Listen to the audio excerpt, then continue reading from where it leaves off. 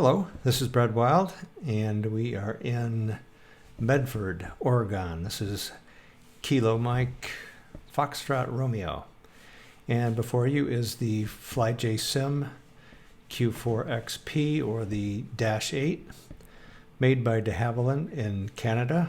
I think it was previously made by Bombardier. Anyway, this is a steady level aircraft, meaning a lot of the systems are simulated, and unless you start with engines running, it takes a while to get this thing fired up and off the ground. But that's personally what I like to do. I'm looking for more immersion, as they say. So a quick look around. It is modeled as you would expect any aircraft that you pay $80 for. All the details are there.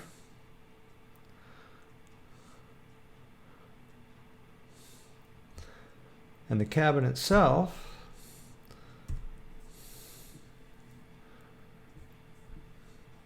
is typical of an aircraft that has that kind of modeling.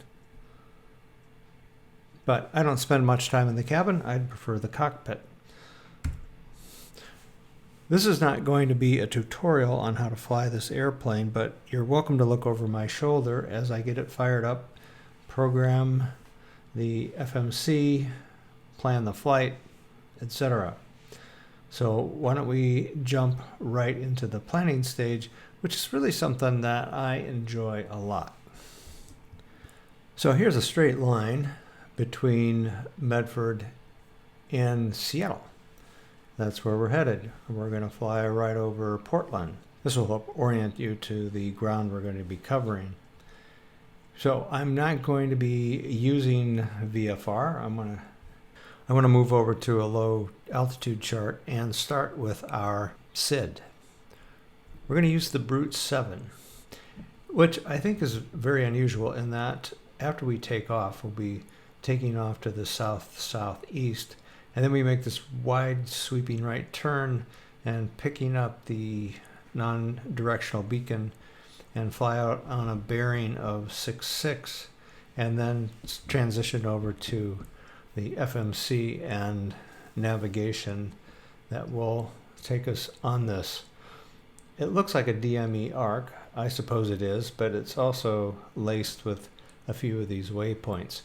And when we get to Uzi, we finally turn north and head towards our transition, which is Morn.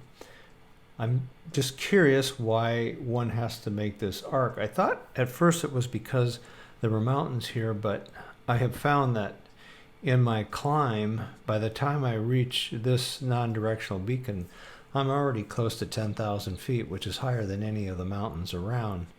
And in contrast, if you look at the other SID that we have, the Nat 7, this one has you making an arc to the west and then doing the same thing. So let's do the Brute 7. And once we do the Brute 7, then we need to pick up some airways. Let's zoom in here. And let's see if we can find Morn on somewhere on our chart, and here it is. So we'll fly up to Morn, and it's assuming I'm doing Nat 7, but actually I'm going the other direction, and we can continue to take this Victor 23 jet route. I'll add this right on up to, let's see, we'll go right over Portland.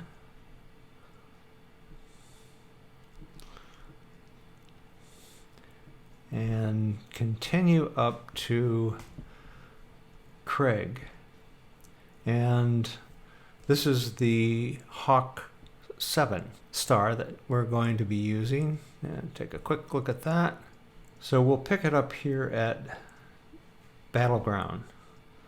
So Bravo Tango Golf, and then be transitioning to our final approach here at Hawks.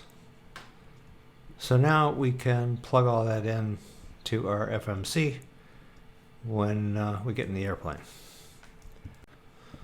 So let's start with our load sheet.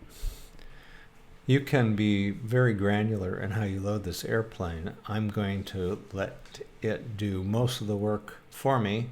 So I will select a load, and you can see that it is suggesting so many passengers, 59, cargo, and so on. And then it gives me a total zero fuel weight of 5276. So if I were to change that, for instance, if I were to remove some of our passengers, that number falls, and this is the number that I'm going to use in SimBrief to determine how much fuel I need. So before I head over to SimBrief, I'm going to cut and save this to my clipboard. So in SimBrief, I put in my departure and arrival airports, selected my aircraft, and cut and paste a route in. This is not the one I wanted. Let me see if it'll take the one Yep. So it's accepting the route that I planned in SkyVector. So now let's check and see how much fuel we need. Click on my briefing. And down here on this line, total takeoff fuel 6722, but if I include taxi of 400, 7122. So that's the number I need to plug in to my load sheet. So back in the airplane, I'm going to put in 71 for total fuel. And then go ahead and click Summary, confirm the load, and do a fast load. And you can see the airplane kind of sink. So we'll come back to this in a minute.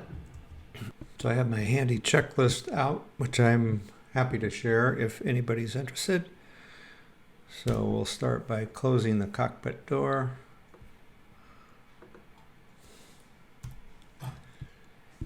If I want, I can engage or turn on the GPU, and I can hear it.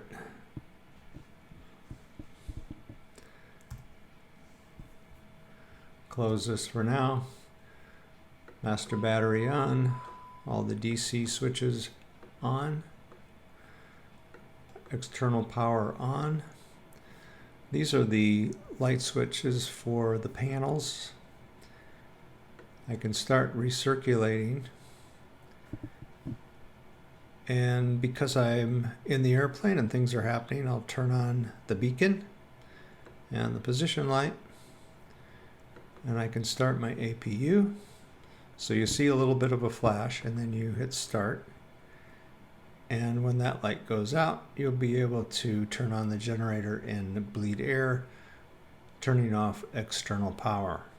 While I'm up here, I'll just turn on the seatbelt sign, the no smoking sign, arm the emergency lights. Now, if I try to click that without turning that off, I can't.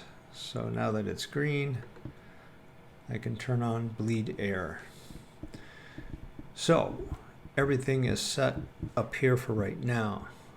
Let's drop down to our center panel, and we'll turn on our radios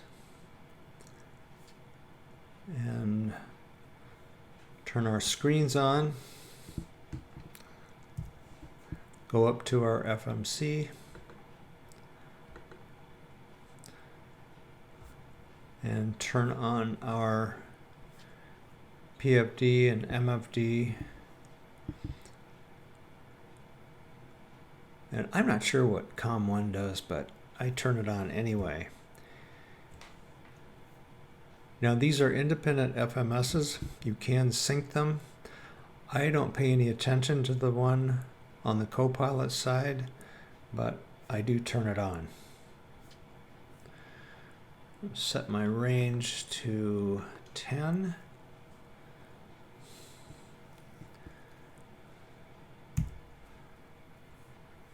So all my screens are lit up that I need for right now. Spoilers to taxi. I've got my altitude already dialed in, 23, or flight level 230, but I do have to click Alt Select. So the way this aircraft climbs is you set your indicated airspeed and it pitches the nose to the point where it maintains that airspeed. So the lower the speed, the faster you're going to climb, the more nose up you're going to be. But you do have to click this so that it does stop, otherwise it will just bust right on through. And yaw damper comes on at this point, and non-skid. I'm going to leave the barrow where it is. I've got my weather turned all the way down, so no clouds, 10 miles visibility, no winds. And I'm doing that because this airplane does suck a lot of my frame rates. So I've got things dialed down a little bit. You can see my frame rates, I'm really a little bit lower than where I like to be, but it seems to work for now. I can turn off that generator because my APU is running.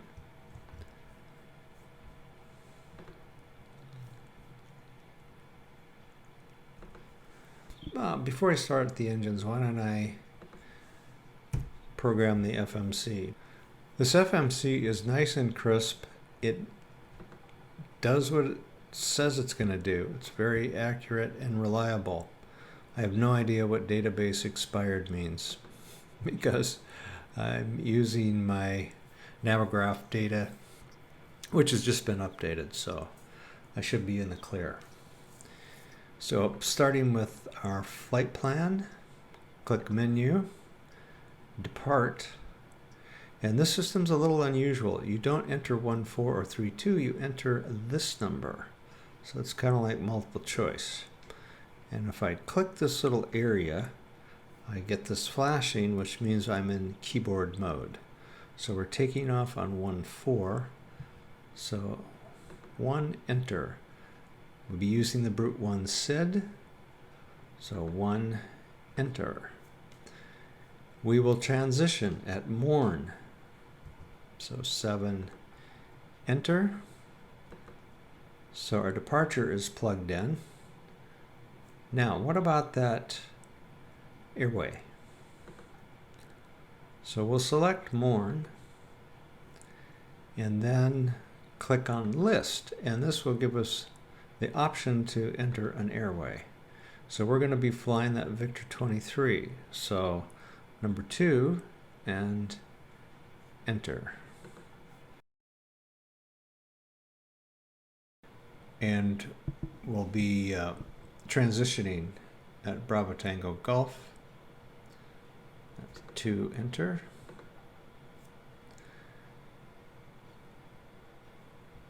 And now our arrival. We're flying into Kilo Sierra Alpha, Echo Alpha. I'll accept that. We'll be landing on runway 16C. Now see, I typed 16. I'm so used to that. Let me delete here. So I want number 1. Enter. Hawk 7 is our star. That's number 4. Our transition is Bravo Tango Golf.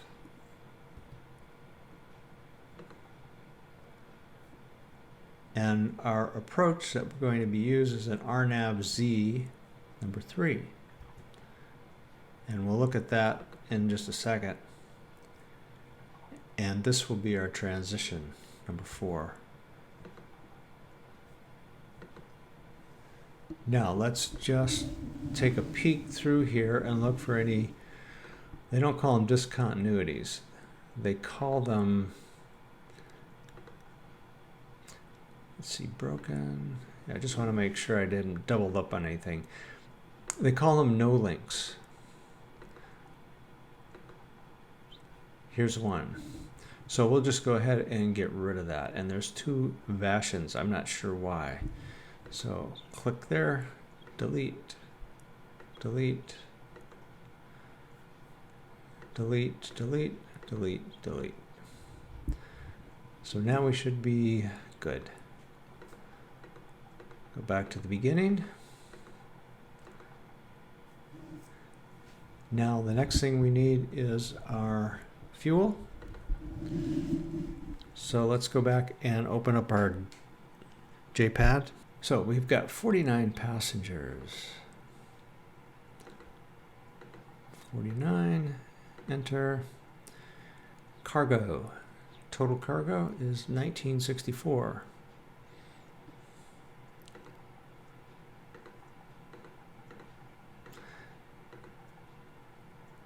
Our fuel on board is a whopping 71.46.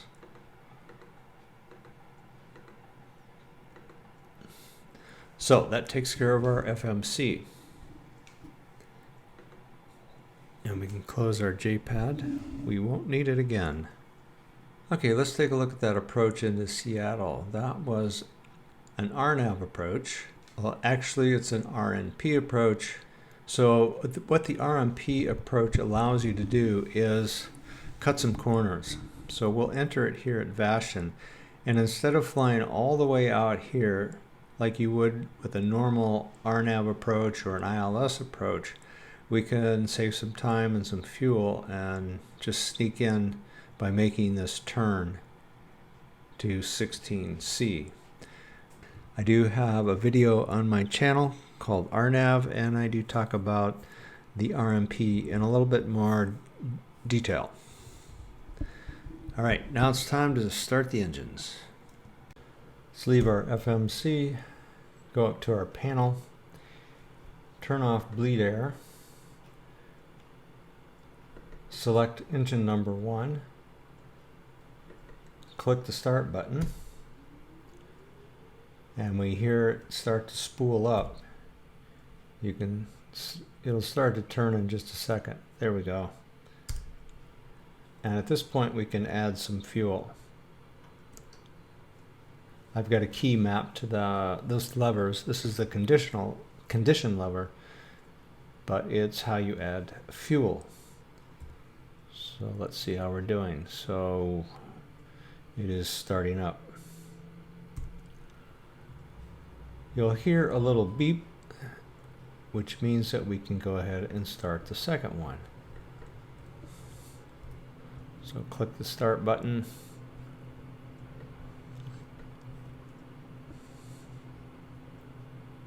And we see it start to turn. Add fuel.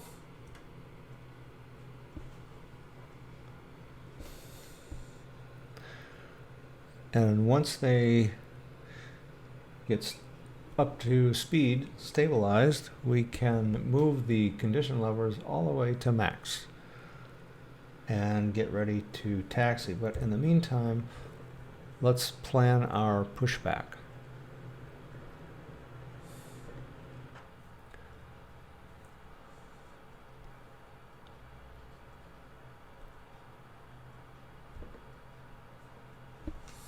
Ground to cockpit, plan acknowledged.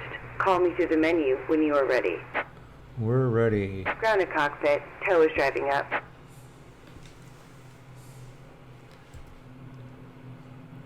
So we have the engine started.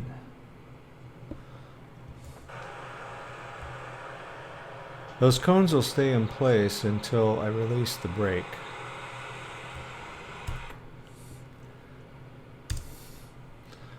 So let's move those condition levers all the way to max 1020. And 10 degrees of flaps. Our transponder is in standby mode. I'm checking my ADF. Why? Because if you look at our SID again, all doors and hatches are closed. Ready to connect. you can see that we need to reference this non-directional beacon with our ADF, which is set to a frequency of 356. So it is set.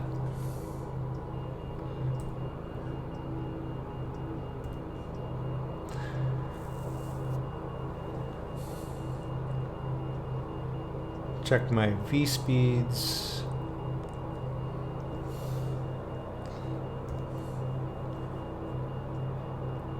Main bus tie off. APU is off. Tow connected and bypass pin inserted. Release parking brake. So parking brake, release. Starting pushback.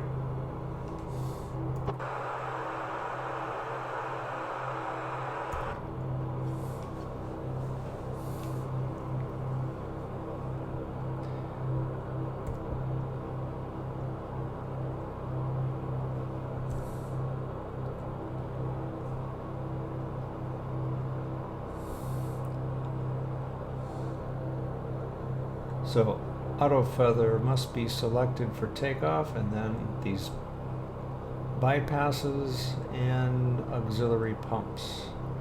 They can come off after we take off. The other thing I have to do is turn on the ability for nose steering. That is that switch there.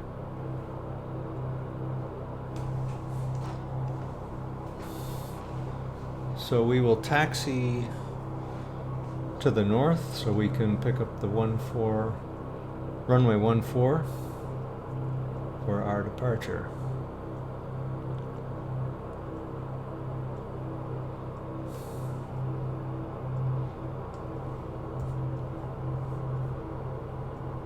So the only thing left to do is turn on our pitot heat, and now we have a clear annunciation board. I don't need to set my landing altitude. Operation complete. Go ahead and set the parking brake. Set the brake. Disconnecting tow. Stand by. I don't think we need any windshield heat right now.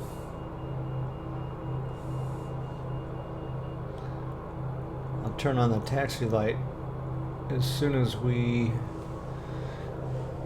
get rid of our tow. Don't want to blind the guy. It's funny, if I do turn it on, I get spanked. This airplane has great Tow is disconnected and bypass sounds. pin has been removed. Hand signal on the left. We'll see you next time and have fun up there. Have fun up there.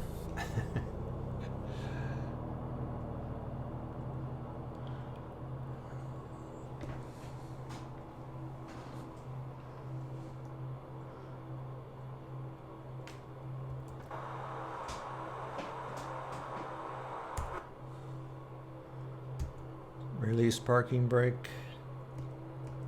Throttle to taxi.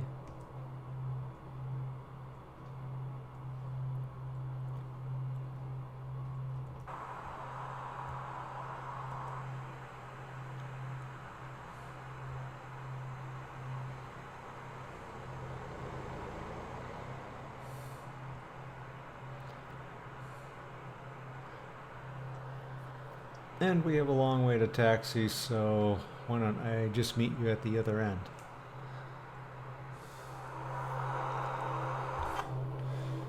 So, we are cleared for takeoff, but a couple things to do first. We want to set our lights. So landing lights on, taxi light off, strobes on. Position lights are already checked. Spoilers in the flight position. Double check that our Alt select is on. Control lock must be off. Check flaps.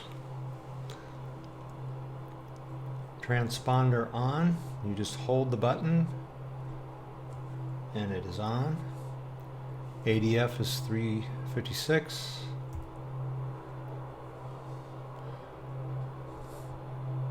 Start the chronograph. Release sparking brake.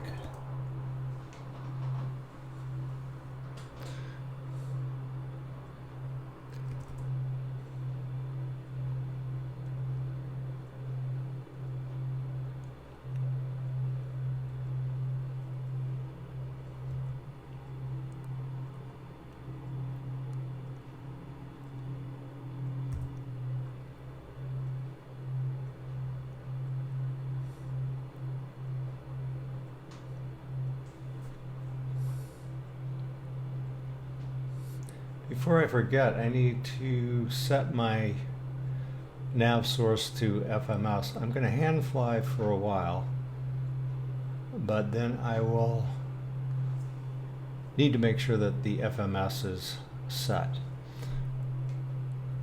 Okay, fuel and throttle to flight rating.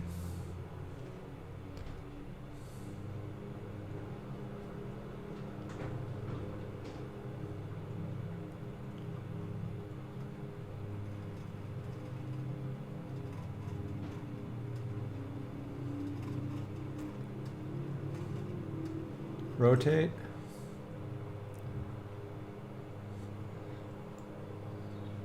Positive rate. Gear up. And we'll fly out to the end of that runway. Standard procedure. Before we start our turn. The nose down and build up a little speed so I can retract my flaps. So I'll start my turn.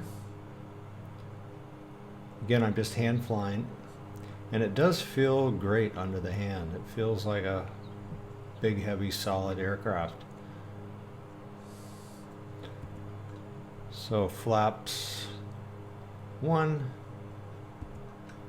and flaps 2.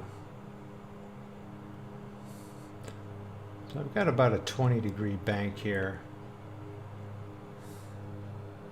And I can come back on my condition levers now to climb. Turn off some of these auxiliary options here.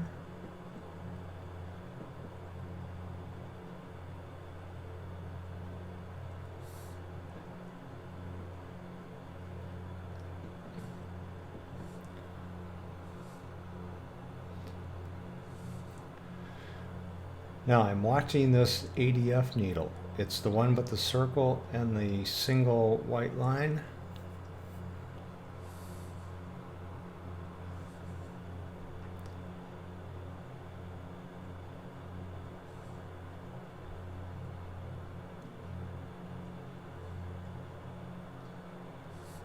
Remember, I want to fly out on the 6-6 bearing.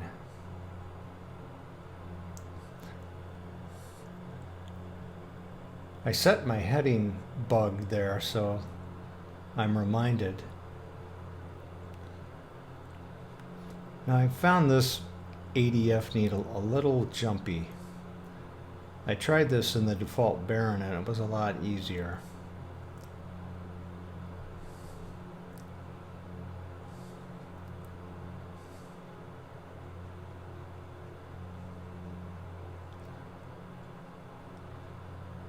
So when you fly an ADF, you fly towards the needle, so it just should be straight up.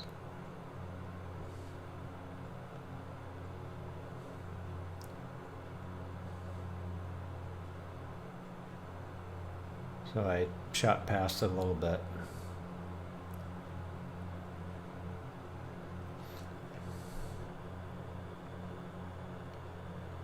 Alright, so now we need to turn to 66 as it flips around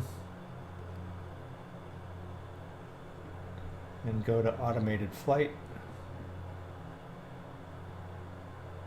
nav, and begin our climb.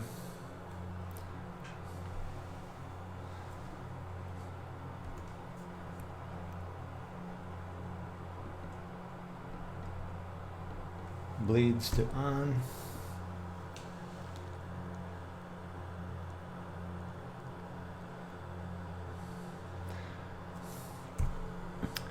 So our speed bug is set to about 195. It should be, I believe, 185. I could be wrong. So you do that with nose up.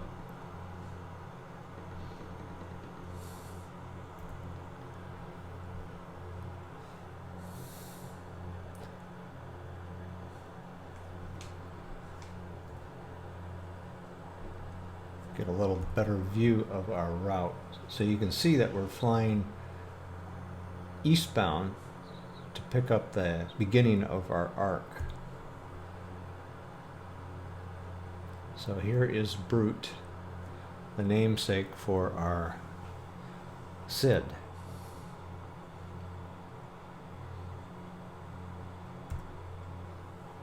Just to remind you, we are now right about here. So we'll continue to fly outbound 63 degrees and then finally begin that arc. Sorry, not arch, arc. So we have a waypoint alert. We're coming up on Brute. By the way, like I said before, everything in this airplane is really crisp and easy to read, which is why my frame rate is mediocre. But I'm just going to go with it.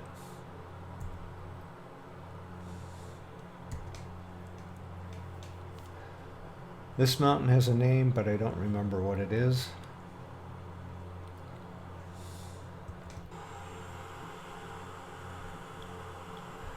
Our airport is back here. There are mountains to the north, but we could have cleared them easily, as you can see.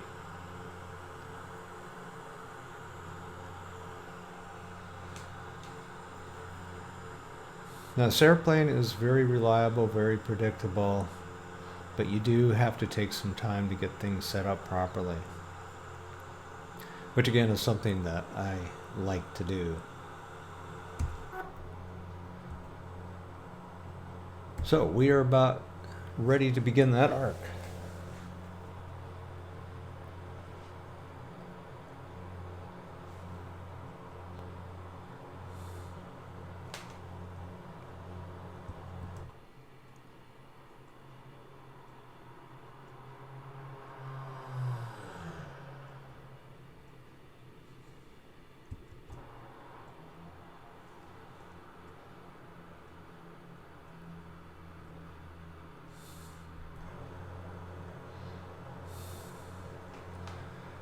And here we go.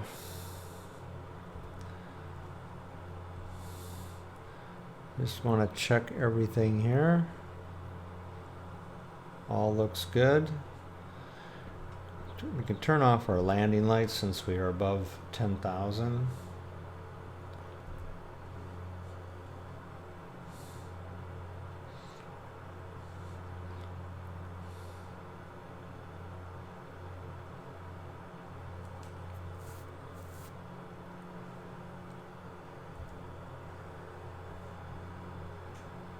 And we'll make this a gentle arc right on around before turning north. If anybody has a philosophy or thinking why two of the SIDs have these arcs, one to the east, one to the west, I'd be curious. We're not trying to avoid any traffic. There are no airports around of consequence.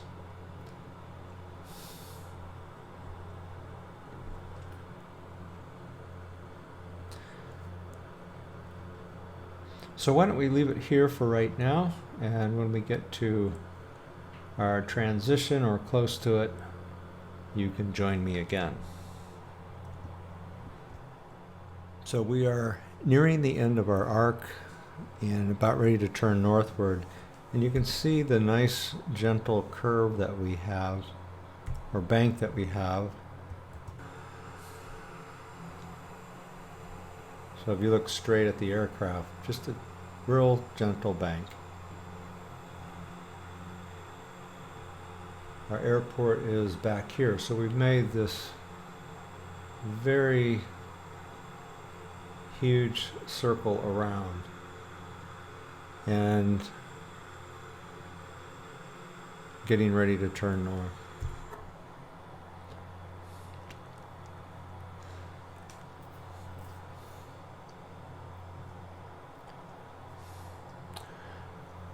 Our transition is morn.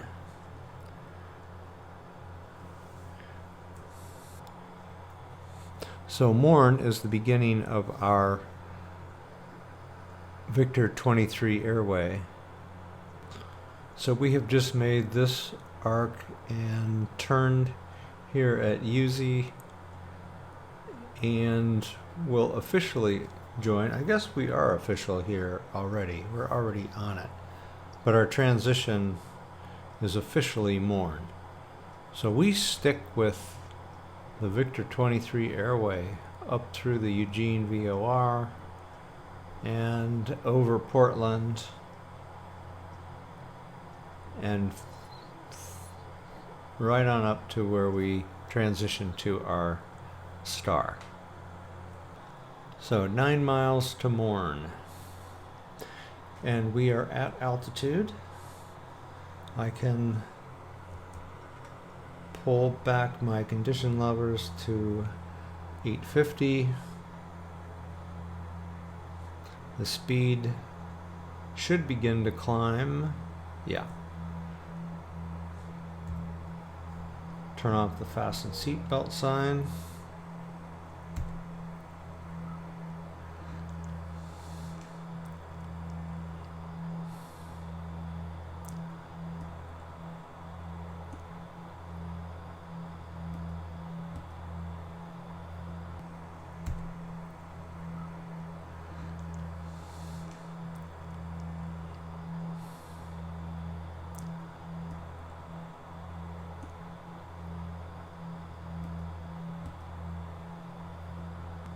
So I'll continue to adjust the throttles just as long as I avoid the high speed warning, which is represented by these red rectangles.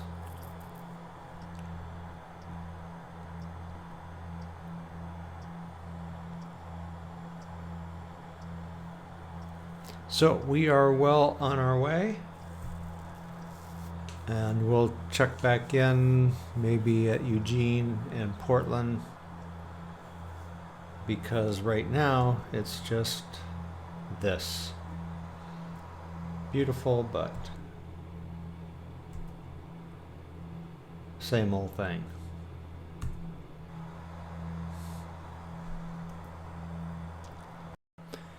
So we have just passed over Eugene, which is here on our map.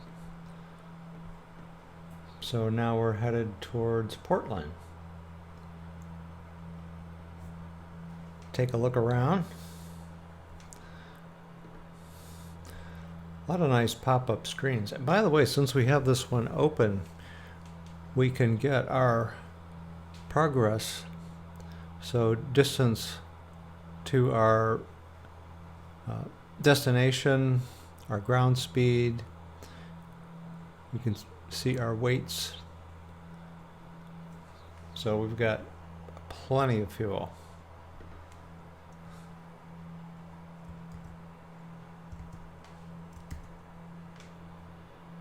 So we're out of the mountains, but we can see Mount Hood, Mount Adams, off in the distance Mount St. Helens. Passenger view out the right window. Out the left, you can see the Pacific Ocean off in the distance.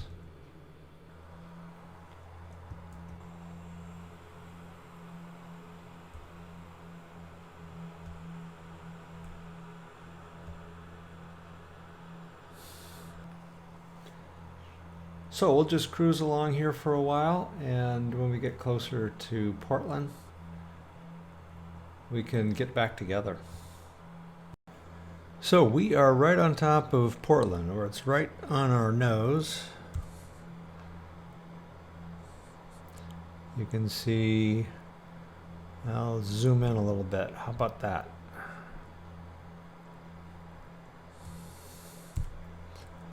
So we have PDX here. Check out the front window. So here's our airport. This is Portland, and this is the Columbia River. By the way, it's a lot of fun to take a small aircraft like the 172 and fly down this river. There's some little canyons that you can fly through, a couple of little airports that are challenging to land at.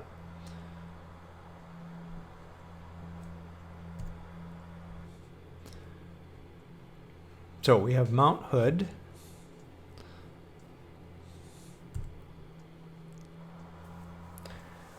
Mount St. Helens and Mount Adams, and this is Mount Rainier, the tallest peak in Washington. And we're getting a better view of the Portland airport here. There's a bunch of nice little airports around here that make it challenging to fly to. And there are some little airstrips up in the mountains that are kind of challenging and fun. Not in an airplane like this, but something much smaller. I like a challenge. So, just on the other side of the Columbia River is the state of Washington, and our VOR is quite close to that, straight ahead. Why don't we pull up that view?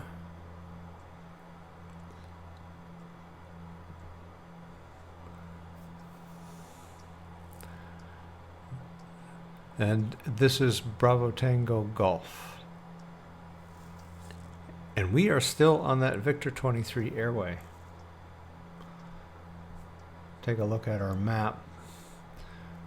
Let's go to our low altitude chart. So we're approaching that VOR, and then we will continue northward and finally pick up our star.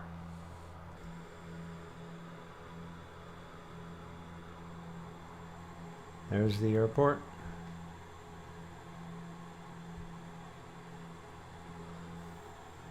Beautiful area to fly in.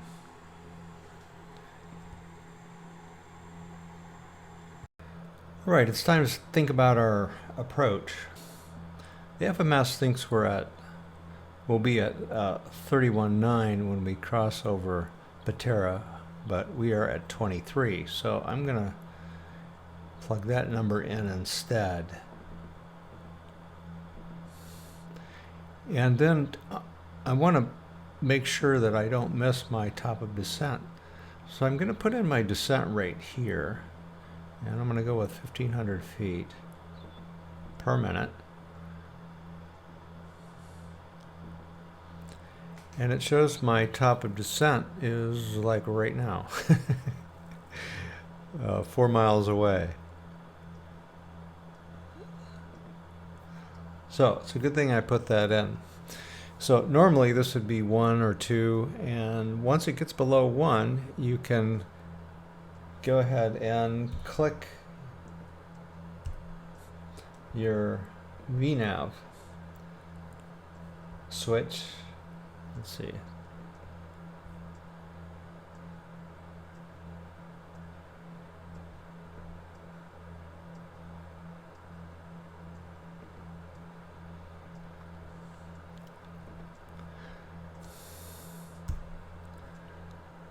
And this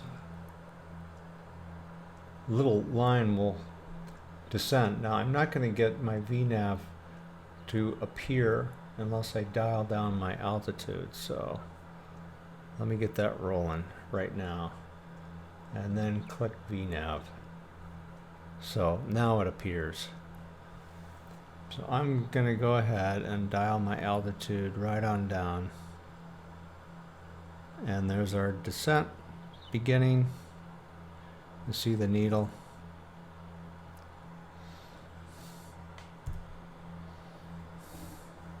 Watch my speed. So I got to come back to on my throttles. I'm just about on that overspeed warning. We've got some catch up to do. My descent rate is much faster because it's trying to get back on the V path.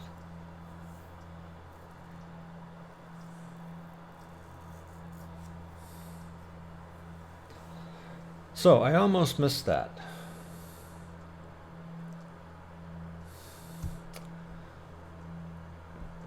Fasten seatbelts on. So we need to be down to 14,000 by the time we get to Hawk Z. And our little magenta bar is just about centered. So we are back on track. So I can increase our throttles a little bit. Don't want to lose too much speed.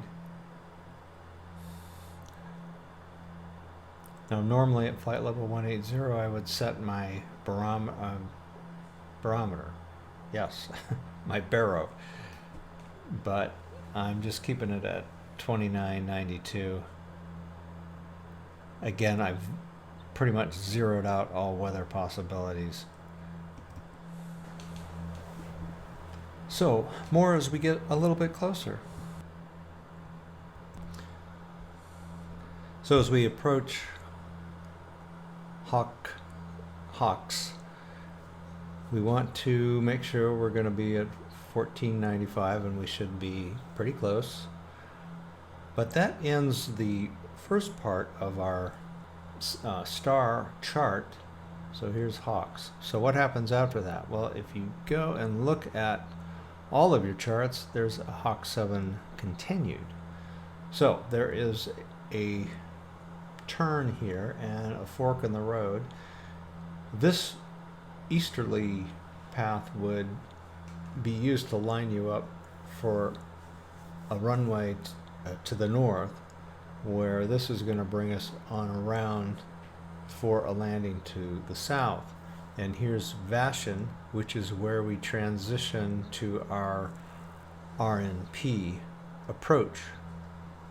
So we'll just continue on down this path, the more westerly one, until we get to Vashon.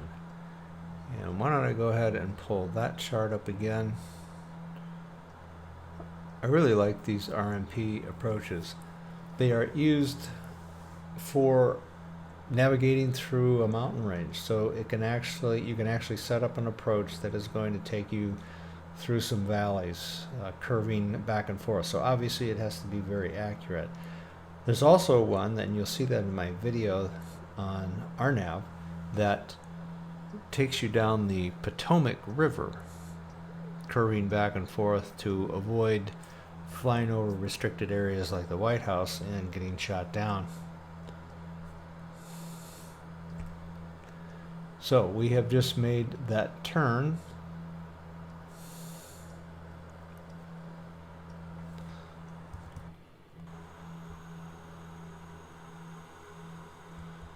Mount Rainier. So back in a minute. We are coming up on 10,000 feet. And you can see our curve into our runway, 16 center. So we need to start thinking about preparing the airplane. So landing lights back on. and reduce our speed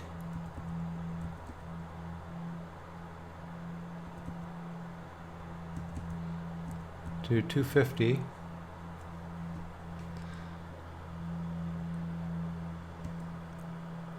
Because we are below 10,000 feet. Let's set our range. Yeah, that's a little better.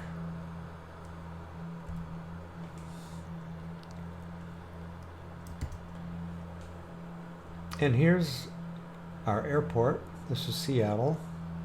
So we'll be looping around. And again, this RMP approach saves us a lot of time. So we want to turn our standby and auxiliaries back on for landing.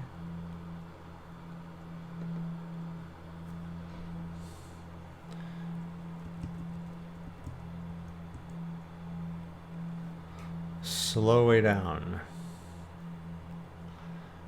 We approach about 180.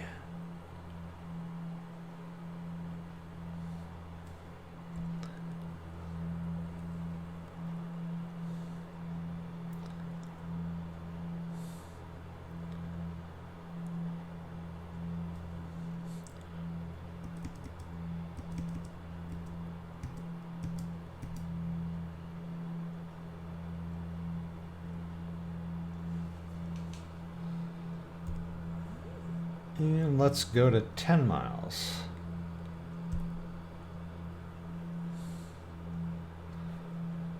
So I'm back in the 1920 range for my frame rate.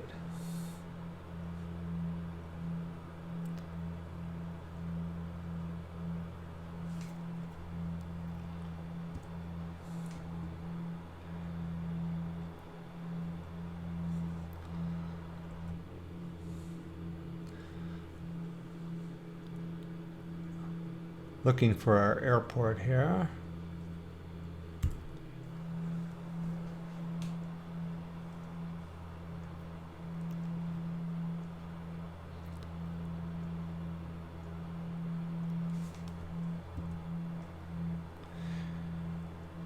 And our first notch of flaps.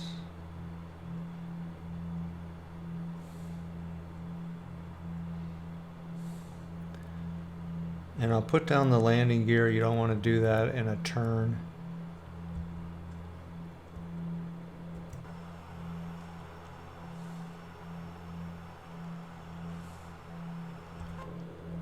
Taxi light on.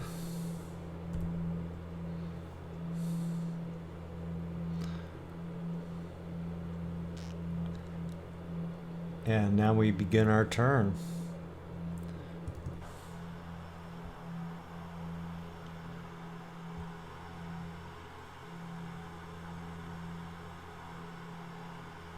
So runway is back here.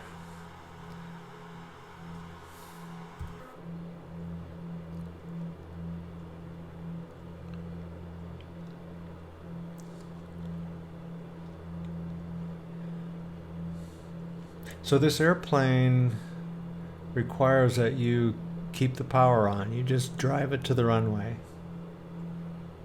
There's no retard. It's just the nature of turboprops. Because it's very easy, because of the way this airplane is so low hung, that you can bang the tail.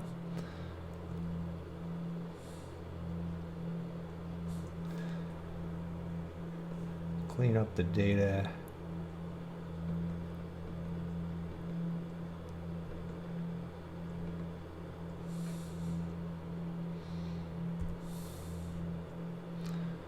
So you can see how we're being led right on around this perfect curve, a big 180. Second notch of flaps.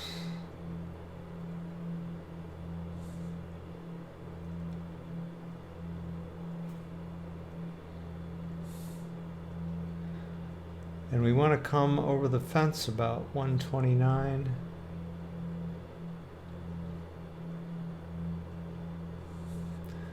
I believe this is Boeing. Let's see if I can find that real quickly.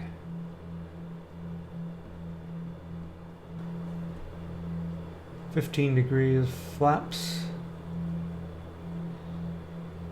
Yeah, that might be Boeing.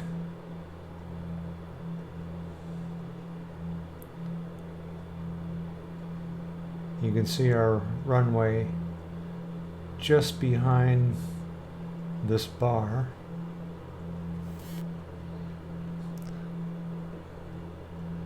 Take a look at our MFD.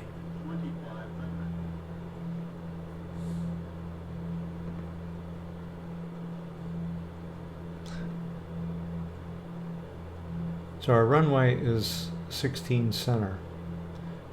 Yeah, I believe this is Boeing.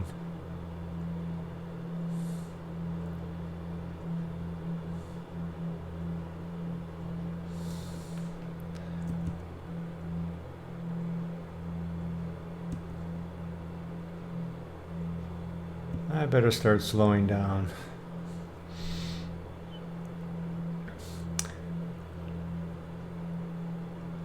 Still have one more notch to go. Flaps.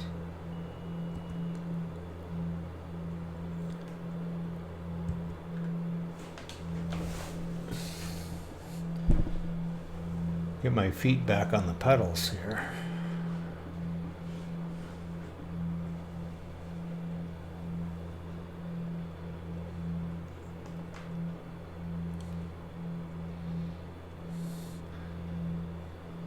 So the autopilot is still flying this thing.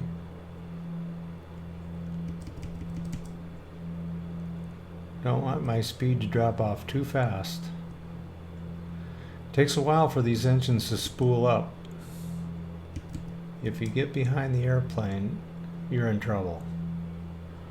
So we're at 129.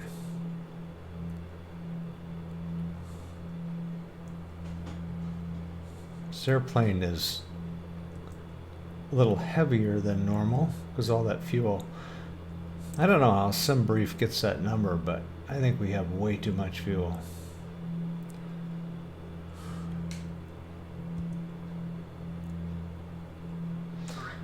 So our condition levers go all the way to max. Kill the AP.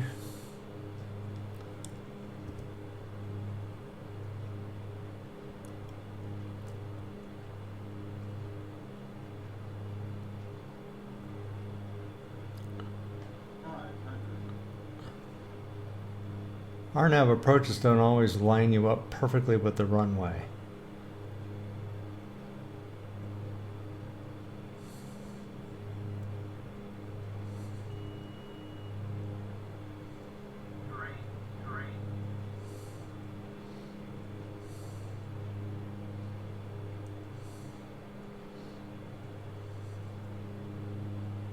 Too white, too red on the Pappy. 100. 50, 40, 30, 20, 10.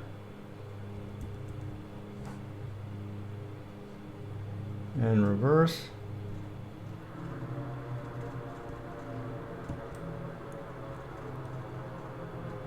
A little brake.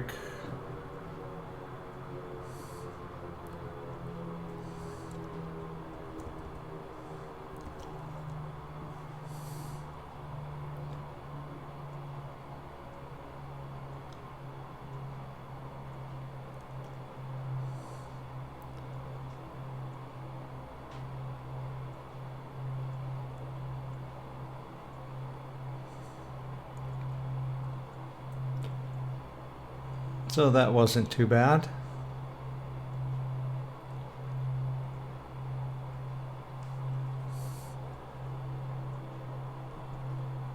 We can put all our switches back the way they were.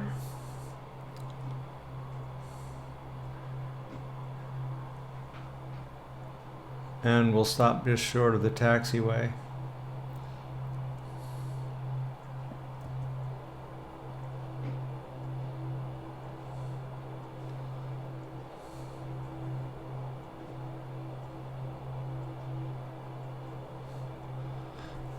And we can clean up the airplane flaps. Gust lock on. Landing lights off. Strobe off. Whoops, position stays on. Strobe off. And bleeds to minimum.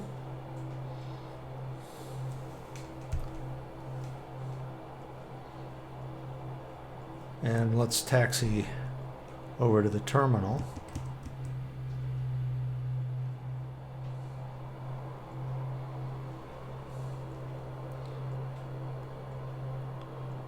Try to find a gate here.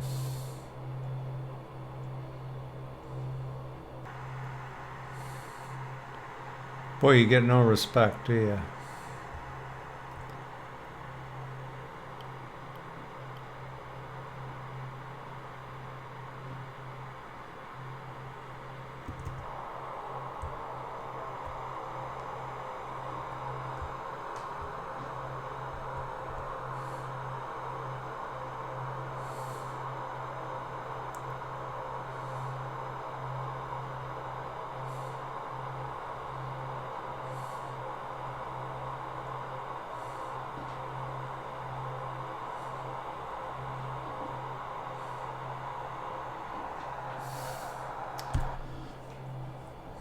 Emergency brake on. So shutting down this airplane requires moving your condition levers back to start.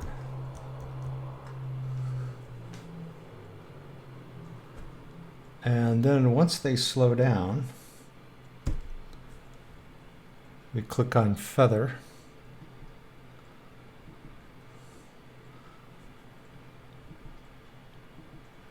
And after 30 seconds, I should start my GPU. Well, doesn't want it on. How about my APU?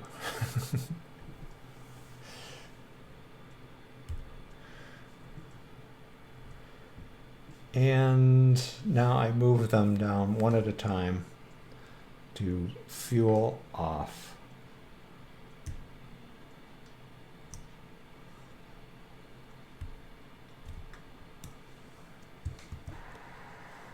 So we are spooling down here.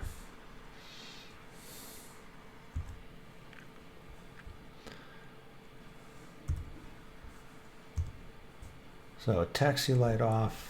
I've got the APU on, so I really don't need my GPU. Main bus tie comes on. So I think we'll just leave it there. It's just a matter of turning off lots of switches. So thanks for joining me on this flight. I hope you learned something, but if you have any feedback, any advice, please feel free to let me know. So until next time, this is Brad Wild.